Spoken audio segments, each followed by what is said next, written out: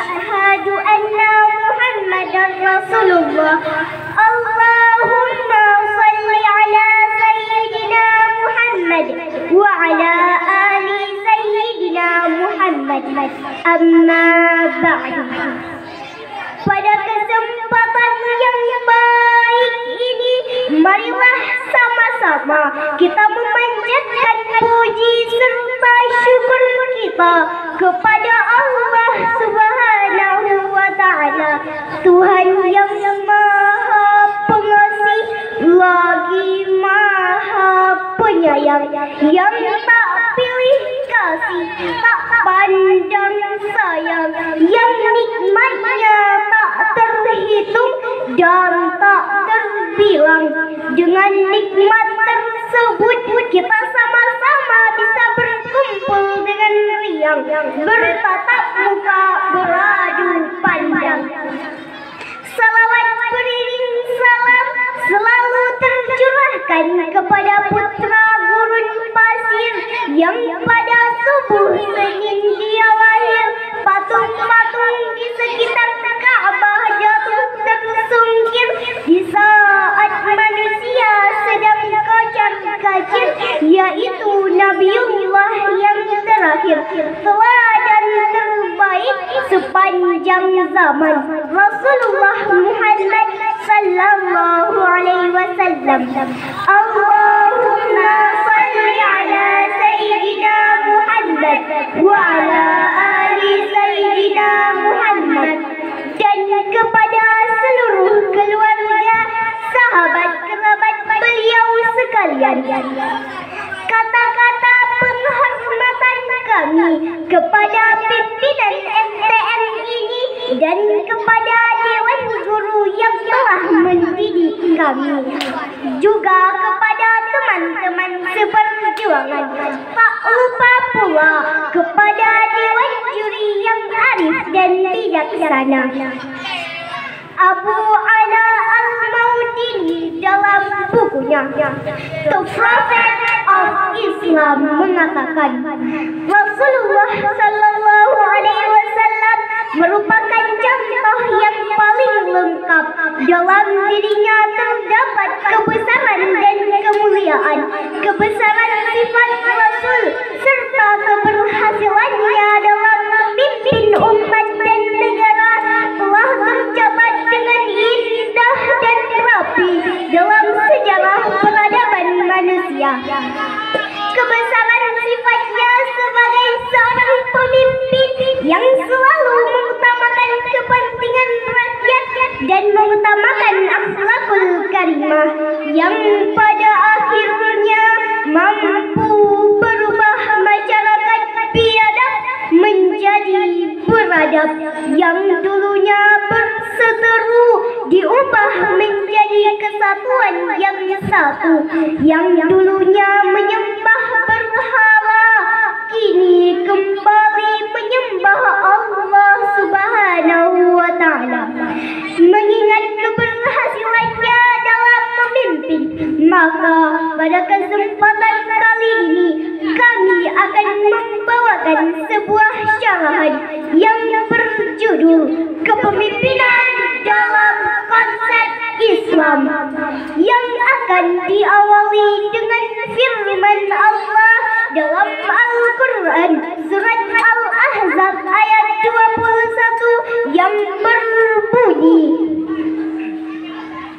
A'udzu billahi minasy syaithanir rajim. Bismillahirrahmanirrahim. Laqad kana lakum fi rasulillahi uswatun hasanatul liman kana yarjullah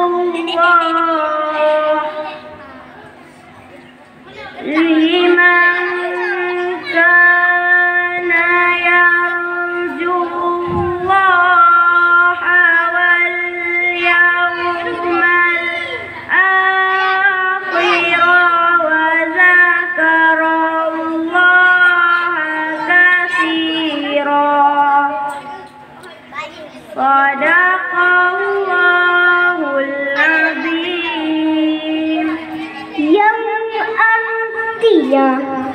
Hamba berlindung kepada Allah dari godaan-godaan syaitan yang terkutuk dengan menyebut asma-Mu ya Allah yang Maha Pengasih lagi Maha Penyayang. Sungguh telah ada pada diri Rasulullah itu suri teladan yang baik bagimu, yaitu bagi orang yang mengharapkan rahmat Allah dan kedatangan hari kiamat, serta yang banyak mengingat Allah.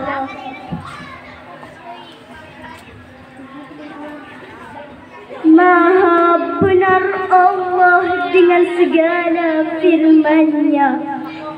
Dewan juri yang bijaksana dan hadirin yang berbahagia, ayat tersebut menginformasikan sekaligus menegaskan kepada kita sesungguhnya pada diri Rasulullah itu terdapat uswatun hasanah bagi kita.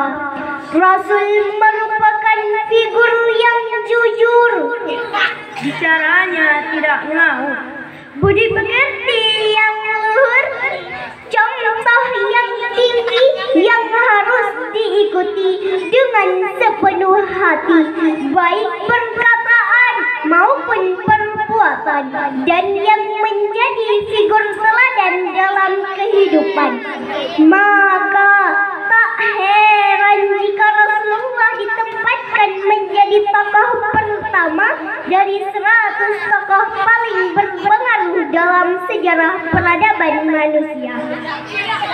Namun hadirin, yang terjadi di negara kita ini adalah krisisnya kepemimpinan yang mencontohkan keteladan Rasulullah, sehingga yang kita lihat sebagian oknum pemimpin yang katanya berjuang atas nama rakyat demi kepentingan rakyat, namun tidak berorientasikan rakyat, tampaknya sok bersahaja, padahal hidupnya suka hura-hura dan foya-foya, gayanya bak orator, padahal biangnya provokator, layaknya laksana proklamator, padahal biangnya koruptor.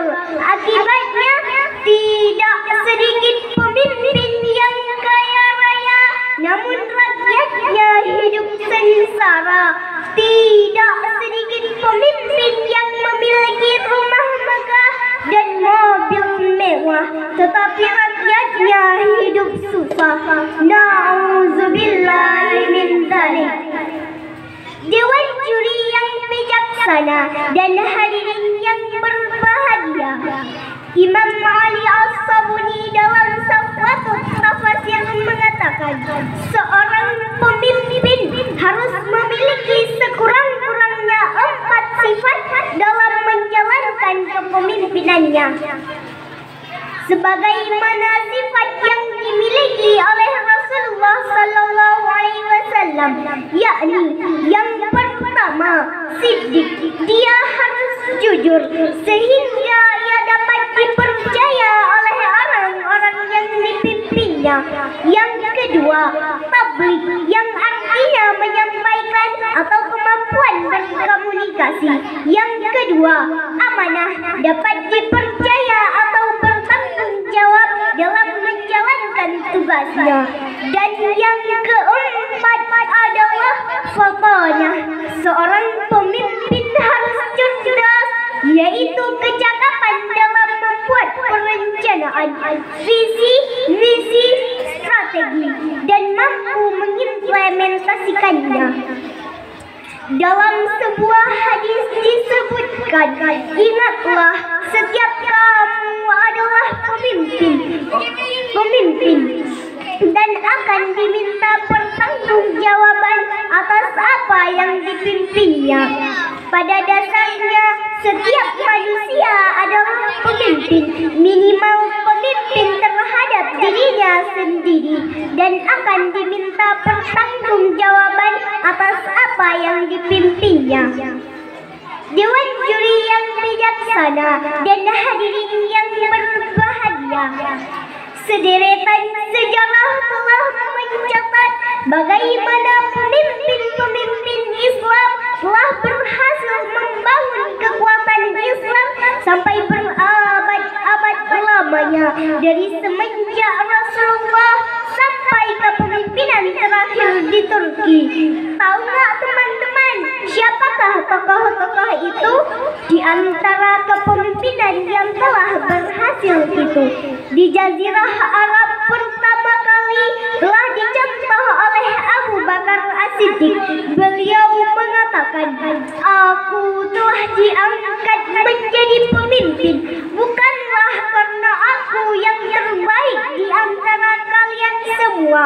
Untuk itu, jika aku berbuat baik, bantulah aku, dan jika aku berbuat salah, luruskanlah aku. Juga tak kalah hebat di tempat kita ini, di Jazirah Jawi, juga telah dicontoh oleh seorang pemimpin yang meneladani kepemimpinan Rasulullah.